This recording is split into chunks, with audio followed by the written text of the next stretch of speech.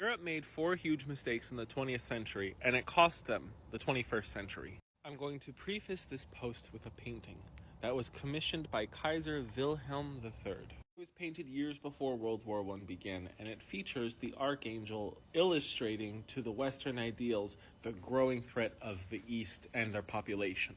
This fear was called the Yellow Peril, and it was embraced by a lot of European leaders who used it as a justification to subjugate and conquer Southern and Eastern Asia. Which leads us to Europe's first mistake, World War I.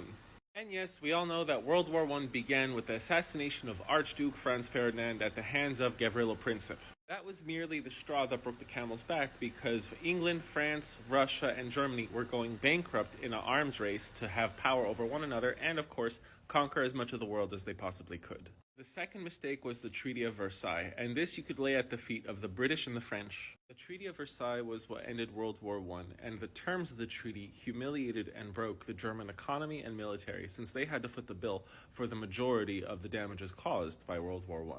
It sounds like justice, but every historian will tell you that the Treaty of Versailles, the way World War I ended, is what led to World War II.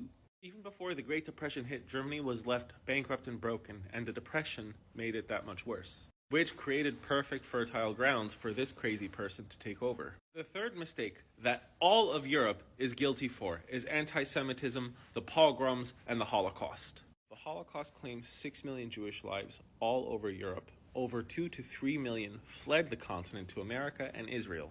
That was the most horrific brain drain that Europe has ever encountered. 19% of all Nobel Prize winners in chemistry were Jewish. 41% of all Nobel Prize winners in economics were Jewish. And 25% of all Nobel Prize winners in physics were Jewish. The fourth mistake that Western Europe especially made was trying to enjoy a high quality of life and not having enough kids. Europe is facing a population collapse. By the year 2100, their population will shrink by 27.3 million. In order for a country's population to grow, each family has to have more than 2 children, so 2.05 or 2.1 is fine because it means the population will keep growing.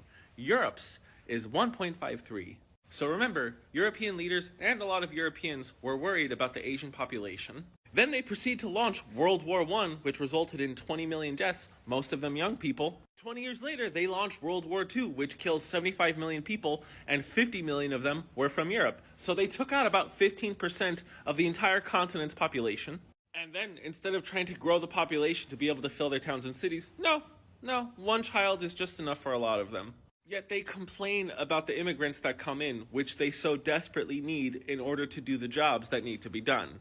Now, I don't think Europe is collapsing or that they're extremely weak, but they are really on the sidelines as they watch what America, Russia, China, and the rest of Southeast Asia does. Europe doesn't do any trailblazing anymore. That is up to the United States, China, Japan, South Korea.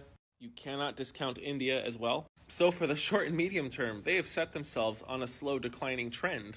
But who knows what can happen long term. If you find the post I just made useful, educational, informative, please feel free to subscribe to my YouTube, but the strongest form of support that you can give me would be signing up for my Patreon. Thanks.